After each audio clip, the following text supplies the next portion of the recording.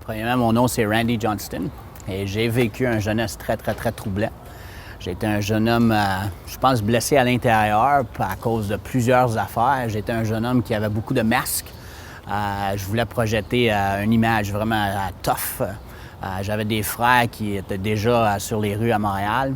Et à l'âge de 13 ans, j'ai quitté le foyer familial pour aller joindre mes frères. Je suis devenu le plus jeune membre d'une gang criminelle à Montréal.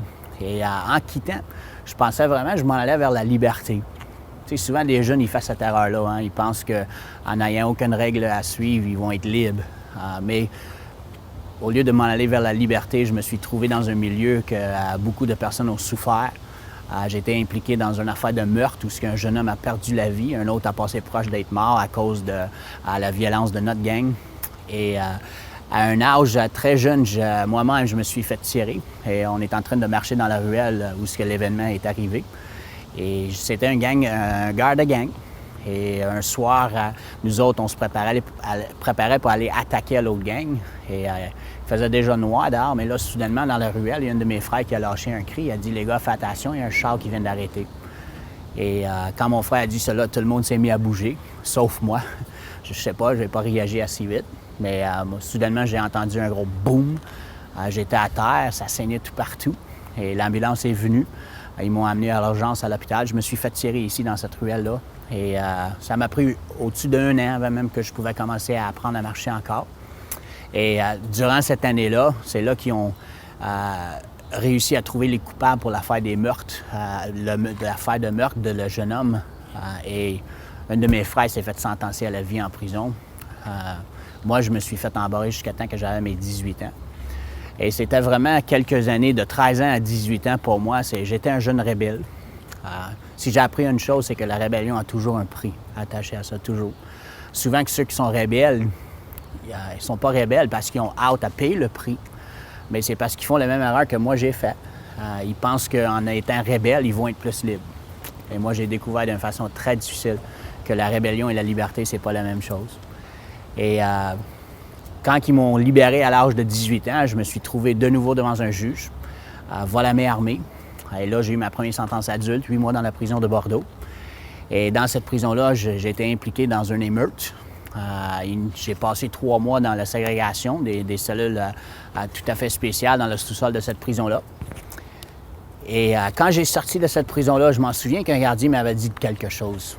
Je m'en allais vers la porte, c'était ma journée pour être libéré.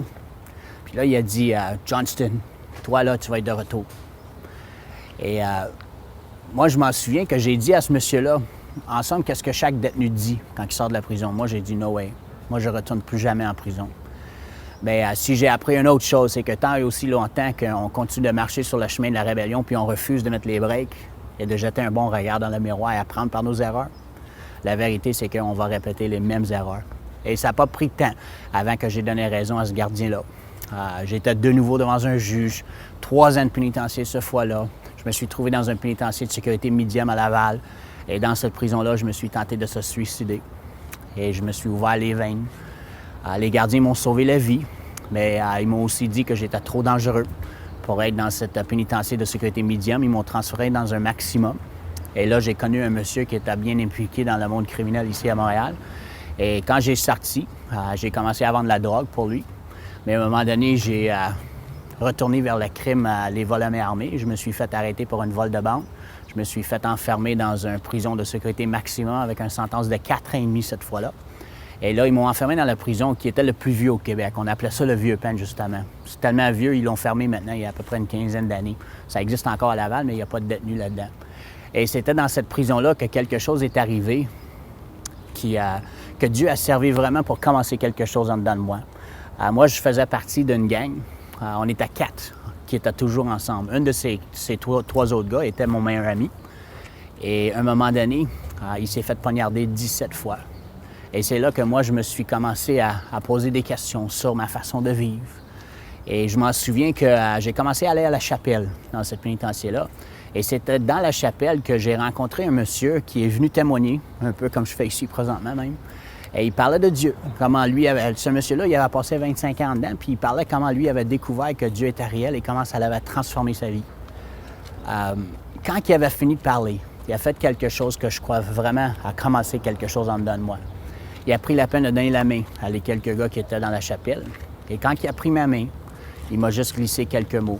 Puis il m'a dit, « Qu'est-ce qu'un jeune comme toi fait ici? » Il dit, « C'est vrai, qu'est-ce que je te dis? Dieu est réel, ça peut vraiment t'aider. Il peut vraiment te transformer si tu es ouvert à ça. » Je me suis retourné en cellule et c'est là que je me suis arrêté.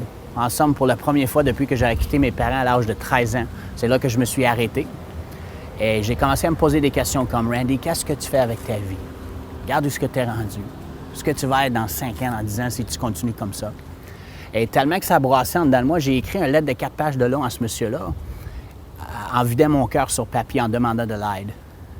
Mais moi, j'étais un jeune homme très orgueilleux à l'époque. Et après que j'ai écrit la lettre, j'ai lu la lettre avant de la poster. En lisant la lettre, je me suis dit à moi-même, non, tu peux pas envoyer ça, t'as l'air d'un gars mou. Si des fois, notre pire ennemi, c'est notre propre orgueil. Et au lieu d'envoyer la lettre, je l'ai déchirée, je l'ai gâchée dans la poubelle. Quelques semaines après, dans cette prison de sécurité maximum, j'étais en plein milieu d'une autre émeute. Ma punition pour cette émeute-là, ils m'ont transféré à la pénitencier la plus haute sécuritaire au Canada. Et c'était dans cette pénitencier-là que je me suis trouvé à un moment donné avec une Bible. Et j'ai commencé à lire des passages, des paroles de Jésus, comme quand il dit dans la parole « Venez à moi, vous tous qui êtes fatigués et chargés, je vous donnerai du repos ». Ou l'autre passage qui m'a beaucoup parlé, c'est lorsque Jésus a dit « Vous connaîtrez la vérité, et c'est la vérité qui vous rendra libre ». En lisant ce livre-là, ça brassait tellement dedans de moi que je me suis mis à genoux. Et là, pour la première fois de ma vie vraiment ensemble, j'ai parlé à Dieu sincèrement. Et j'ai dit quelque chose bien simple. J'ai dit, « Seigneur, je ne sais même pas si tu es réel. » J'ai dit à l'autre monsieur dans l'autre prison, il m'en a parlé de toi. Comment tu lui avais aidé? J'ai dit, « Seigneur, j'ai ruiné ma vie et j'ai besoin de l'aide. » Qu'est-ce qui est arrivé par la suite a complètement changé ma vie. J'ai pas vu quelqu'un, mais pendant que je priais, soudainement, j'ai senti une présence incroyable qui est rentrée dans ma cellule. Et c'était tellement réel que quelque chose en dedans de moi a brisé. Je me suis mis à pleurer comme un bébé. Je ne pouvais pas arrêter, c'était plus fort que moi. Et c'était dans cette cellule-là de la prison la plus haute sécuritaire au Canada que j'ai rencontré Dieu pour la première fois. J'ai sorti en 84. Et depuis que j'ai sorti, je ne me suis jamais retourné en prison. Complètement délivré, libéré de la drogue, toute la violence, la haine qui est en dedans de moi. Et je suis tellement content d'avoir rencontré le Seigneur parce que ma vie est complètement changée. Aujourd'hui, j'exerce un ministère dans les écoles secondaires un peu partout au Québec en parlant aux jeunes à propos des conséquences de la drogue, la rébellion, la violence, etc. Et j'aime tellement ma vie.